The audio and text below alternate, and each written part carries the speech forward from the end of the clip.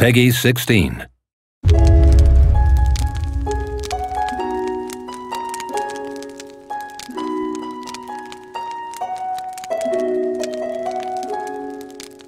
In Calradia, they say that looking back and telling of a fulfilling life gives you peace of mind.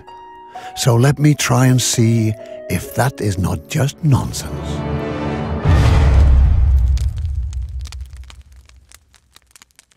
I was born the son of a hunter. We lived a simple life. It was neither good nor bad. But I do not want to complain. Had I been born a daughter, the world would have been far less welcoming. I learned how to hunt with bow and arrows, and also where it was best to sell furs and meat. But I wanted more, and so I apprenticed to a craftsman early on. Later, I would go trading for him. And then I heard of Calradia, where opportunity and danger were said to exist in equal measure. We can fight our way to the top with swords, charm our way up with our silver tongue, or strive for balance in all aspects of life. We come to Calradia as life has made us. Our experiences help us on the way, but the future is all ours.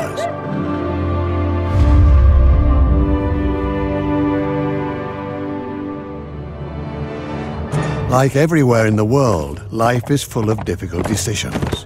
This was already apparent when looking for a new home. 6 realms are fighting for power.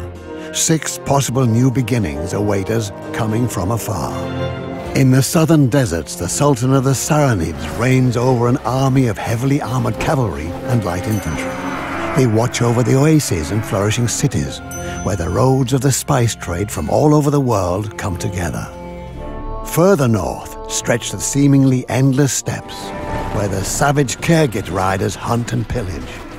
Those who love their life stay away from the sea of grass, but with strength, perseverance, and a steady bow arm, you can conquer your place there. Even further north live the Vagias in their eternally snowy realm. Sea raiders keep attacking their coast, in spite of the king's army and his boyars defending their home bravely with spears, bows, and axes. The more civilized relatives of the raider bands live further to the west by the big cove in the north. They call themselves the Nord after their northern home. They have always been proud of their artful way of fighting with axe and shield on foot, but they deeply despise the southern fools on horses.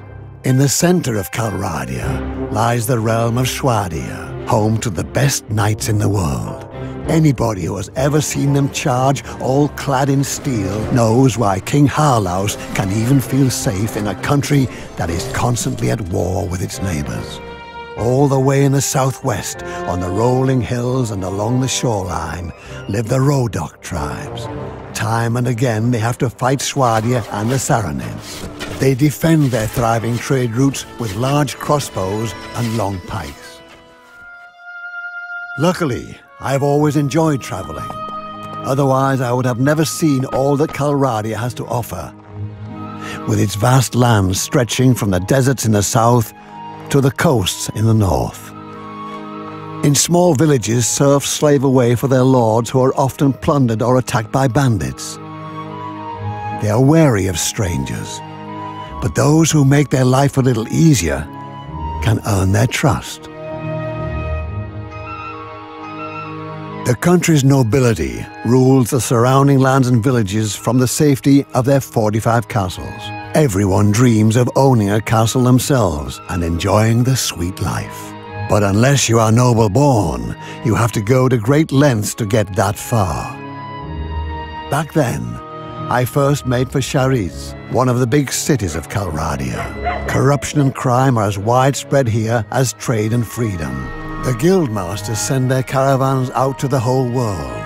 In the taverns, the ale is flowing, and those who are looking for goods and equipment can wander the markets for days.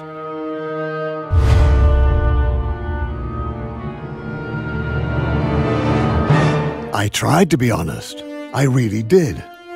I wanted to buy things cheaply in villages and resell them expensively in the cities. Slowly build up something. But soon a hard blow hit me. A gang of bandits showed me that one man alone cannot make it far in Calradia. I got some of the bastards, but when they dragged me off my horse, that was the end of it. I needed protection to get my goods safely to their destination. The toughest dogs that coin could buy would serve best. Much coin, as I soon came to realize. I wanted to stay honest, but the cost for my guards was much higher than what my humble trading yielded. Once there is no pay, the lads are gone faster than you can say Calradia.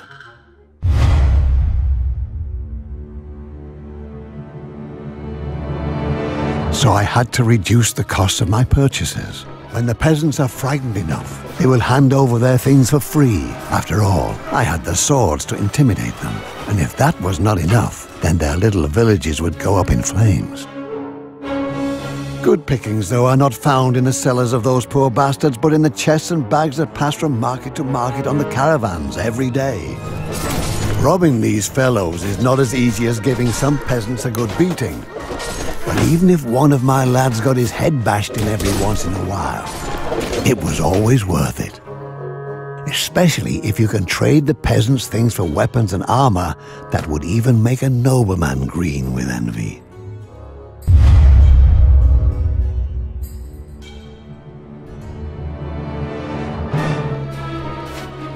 My chance to lead an honest life depended on high walls and towers that had to be conquered first.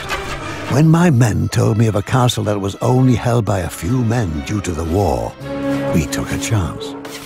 We built a siege tower, took up our bows and crossbows, and made ourselves the lord. The lord that owned the castle was too afraid to lose his army and retreated after a few insults had been exchanged.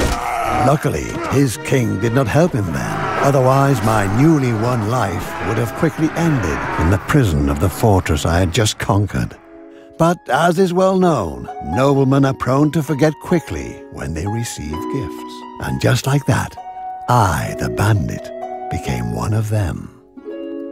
Despite the whispers about my origins, they all had to welcome me at their banquet tables. I even participated in their tournaments and increased my wealth with lances and wagers. I captured the hearts of all the noble ladies.